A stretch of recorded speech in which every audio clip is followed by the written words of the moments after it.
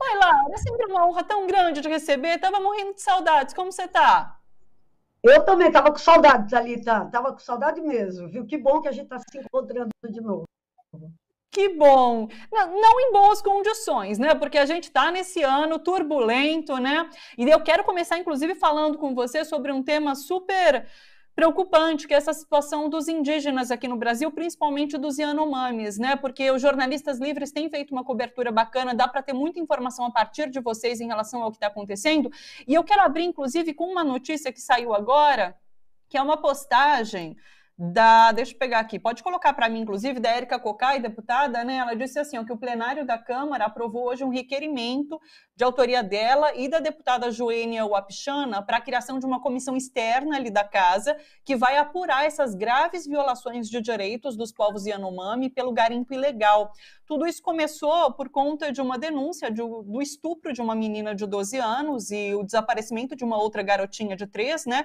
E a partir disso, a comunidade, a aldeia onde elas viviam, que tem cerca ali de 25 indígenas, foi queimada, né? Então agora estão buscando esses Yanomamis. Tem alguns relatos, inclusive, de que eles estariam em movimentação pela floresta, mudando de local, fugindo, inclusive, desses garimpeiros, né? Eu queria que você trouxesse uma avaliação sobre isso que está acontecendo, e informações, inclusive, se você tiver mais para a gente, Laura. Então, você tem toda a razão, essa situação dos Yanomami na área de Roraima é gravíssima, né? O território Yanomami está tomado por garimpeiros. Hoje em dia a gente calcula-se alguma coisa entre 20 e 25 mil garimpeiros que invadiram a terra Yanomami em busca de ouro, devastando a floresta de maneira avassaladora. Esse caso que houve com essa comunidade Yanomami, eles não gostam de ser chamados de aldeia Yanomami, eles gostam de se designar comunidade. Nessa comunidade, como você disse, com 24, 25 pessoas, uma comunidadezinha pequena,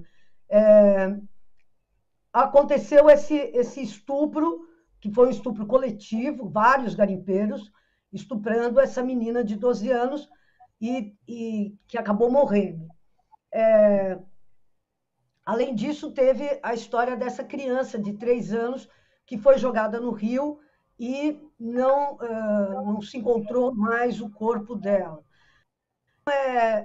É uma situação muito grave, porque, concretamente, o que está acontecendo é o extermínio desse grupo Yanomami que foi tão beneficiado com a demarcação da Raposa Serra do Sol, né, que foi uma conquista imensa deles, dos indígenas, e, no entanto, hoje está sob ataque pesado mesmo, né? E sem que as autoridades tenham qualquer comprometimento em retirar esses intrusos, né? Esses intrusos estão lá fazendo todas as barbaridades e não é a primeira vez, né? Quer dizer, já teve fuzilaria, eles andando, os garimpeiros indo com aquelas voadeiras, aquelas lanchas e fuzilando as comunidades ali ribeirinhas, enfim, uma situação gravíssima, mas que está correndo solto, né? Como tudo, né? No governo Bolsonaro. Não há nenhum tipo, de fato, de interesse em tirar esses intrusos, em proteger esses indígenas e tal, que estão. Essas imagens que vocês estão mostrando aqui são imagens que mostram exatamente de destruição que o garimpo realiza nesses locais. E, diga-se de passagem, montes de rios já contaminados com mercúrio, já contaminados com metais pesados que afetam completamente a possibilidade dos indígenas consumirem peixes, né? Quer dizer, então, é a devastação da floresta, é a doença, é a morte, é o estupro, são todos os tipos de violência.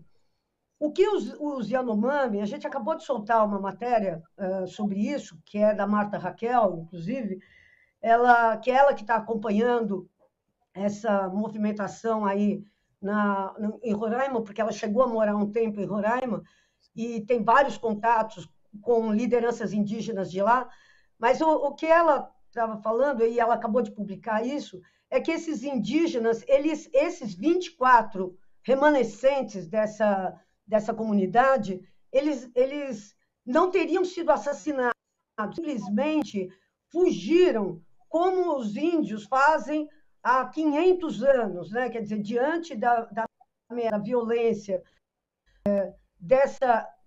do garimpo e das frentes de pioneiros, entre aspas, né?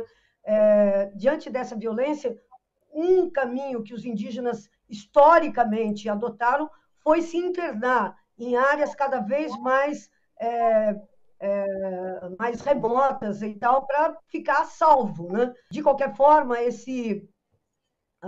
a Polícia Federal foi até a aldeia, onde era a aldeia, e encontrou lá restos de um corpo queimado que eles acreditam que seja, os indígenas acreditam que seja da menina que foi estuprada. É um costume Yanomami a cremação dos seus mortos, e esse abandono, inclusive com um índio na aldeia, teria sido feito pelos próprios indígenas para dizer, olha, esse terreno aqui é um terreno que virou hostil, enfim, virou terror e tal, não sei o quê. Mas é muito grave isso, é gravíssimo, e há uma preocupação crescente, né, com relação a essa situação dos Yanomami, porque é uma reversão completa da expectativa que se tinha em relação a eles, né? Quer dizer, os Yanomami pareciam um povo que estava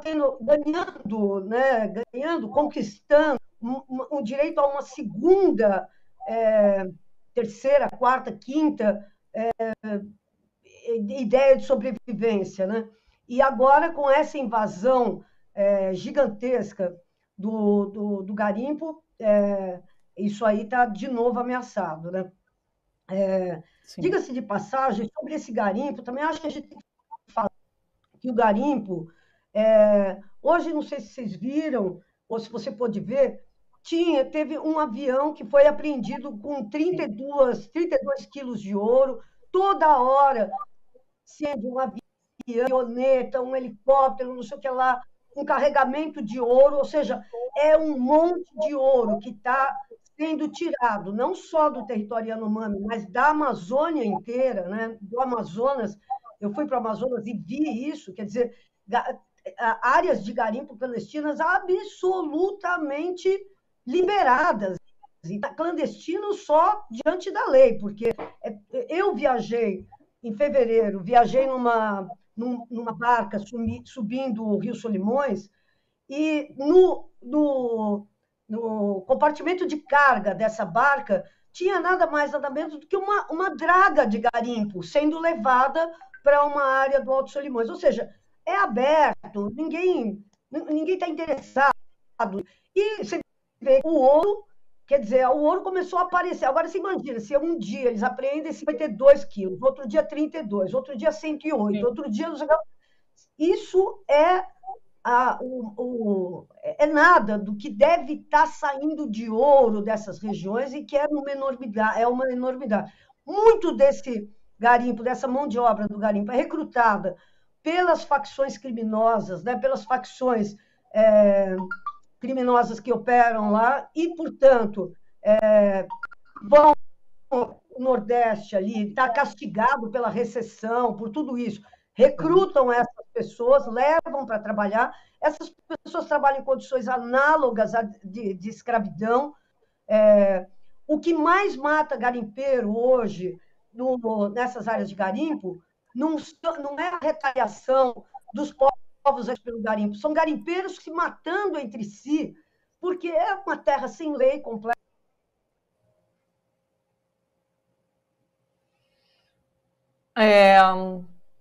Caiu a conexão, foi com a Laura. Não sabia se era eu ou era a Laura, mas foi a conexão com a Laura. Tava picotando um pouquinho, né, pessoal? Mas a gente conseguia entender perfeitamente a Laura, mas agora ela já está voltando. Agora ela voltou. Já tenho a Laura de novo aqui. Laura, deixa eu aproveitar esse gancho, né? A gente fala sobre meio ambiente, sobre essa atividade do garimpo. Inclusive, eu entrevistei a ministra, a Isabela Teixeira, ex-ministra do Meio Ambiente, ela falava sobre isso, né? Sobre como no governo Bolsonaro, atividades ilegais foram legalizadas, né? Que é o caso do garimpo, do desmatamento, da extração ilegal ali de madeira na Amazônia. Todas essas ações que são ilegais e foram, de certa forma, legalizadas, arranjam caminhos para serem feitas sem muitos questionamentos. Eu não sei se ela travou de novo ou se ela está me ouvindo, mas eu vou continuar aqui nessa tomada, tá bom? Não, ela travou de novo.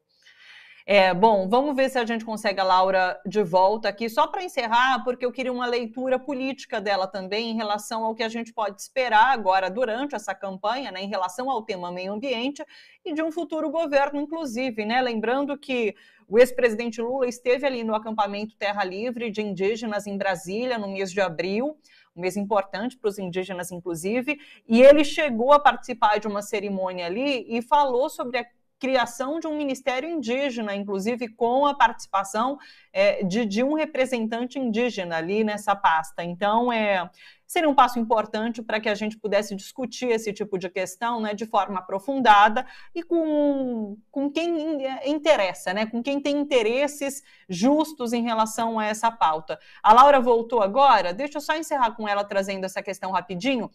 Laura, eu colocava aqui a importância de se discutir meio ambiente nesse processo eleitoral, né, desse ano e no próximo governo. Lembrando que Lula esteve ali no Terra Livre em Brasília e falou sobre a criação de um ministério indígena, né, para discutir os interesses indígenas de fato. É uma pauta de extrema importância nessa campanha, né? Eu acho que o Lula Eu fiquei muito bem impressionada com esses compromissos que o Lula tem firmado, tanto com o MST, com a questão da agroecologia, com a questão da reforma agrária, quanto com relação às comunidades indígenas, garantindo que vai fazer a desintrusão desses garimpeiros todos das áreas indígenas, das terras indígenas, se comprometendo com a construção de um ministério indígena. Eu estou muito bem impressionado, estou achando que o Lula está assumindo compromissos muito importantes e muito radicais, aliás, assim, com muita convicção mesmo. Estou muito feliz com essa pauta, acho que o Lula está marcando grandes gols nessa pauta ambiental, na pauta indígena. Eu estou bem feliz com esse posicionamento E o Lula, inclusive, só queria lembrar uma coisa super importante, porque o Lula, diante dos indígenas, ele assumiu que os governos do PT cometeram vários erros na questão ambiental e na questão indígena. Então, não é que ele pegou e passou pano, falou, olha, não, ele assumiu, disse que aprendeu e que não vai mais incorrer nos mesmos erros. Então, eu acho que o Lula está marcando um grande gol e considerando que o mundo inteiro está de olho nessa questão da Amazônia e olhando preocupado para isso, esses compromissos que o Lula está firmando são da mais absoluta relevância. Uma beleza mesmo ver o Lula com a Sônia Guajajara, como a gente está vendo agora. Aliás, Sônia Guajajara, que é uma candidata importantíssima, deputada federal por São Paulo. A gente precisa aumentar a bancada indígena. Nós só temos a Sônia Wapichana lá, né? Joênia Wapichana, sim. Noemi, desculpa, falei errado. Joênia, isso, A gente só tem ela. E precisamos ter mais, porque essa questão indígena, ela virou uma questão de sobrevivência para o planeta, né? Os indígenas, a gente sabe que são os verdadeiros guardiões da floresta. Então, eu acho muito importante. Estou feliz com o Lula. Aliás, tenho estado muito feliz com o Lula, viu? Estava agora, um pouquinho antes de vir para cá, escrevendo um artigo defendendo o Lula desse linchamento que a imprensa fez com ele por causa da entrevista da Time, sim, que é um posicionamento absolutamente razoável, absolutamente sensato, absolutamente importante, e a imprensa brasileira, de novo, né, agindo como um carrasco da democracia, né? Então, e como bolsonaristas, que são, no fundo, né? Então, estou muito feliz. O Miguel Stede, ele falava sobre o viralatismo dessa imprensa, né, em pegar, pensar essa fala sobre Zelensky e fazer críticas em cima ao posicionamento de Lula. Ô, Laura, vamos continuar discutindo tudo isso, todas essas pautas. A gente vai fazer novos convites para que você esteja aqui discutindo esse processo eleitoral com a gente, combinado? Combinadíssimo, eu estou acompanhando o Lula em várias dessas atividades e ó, estou feliz mesmo, cara. Eu acho que o Lula, com tudo que é torcida contra, ele está melhor do que nunca, aliás, viu? Eu nunca vi o Lula tão bem, assim, sabe? E com tanto, como ele diz, com tanto tesão, sabe? Com tanto amor para dar, assim. Tô feliz mesmo com esse cara e ainda bem que ele existe, né? Né? Ô, Laura, aliás, você também se convide aqui. Sempre que tiver um tema importante, dá um toque aqui na gente que a gente encaixa também, porque é super importante para a gente a sua participação, viu? Ó, um beijo grande, bom trabalho por aí, até uma próxima, então. Obrigada, querida. Olha, uma honra sempre estar aqui com você. Uma honra mesmo. Beijo. Obrigada, Laura. Beijão para você.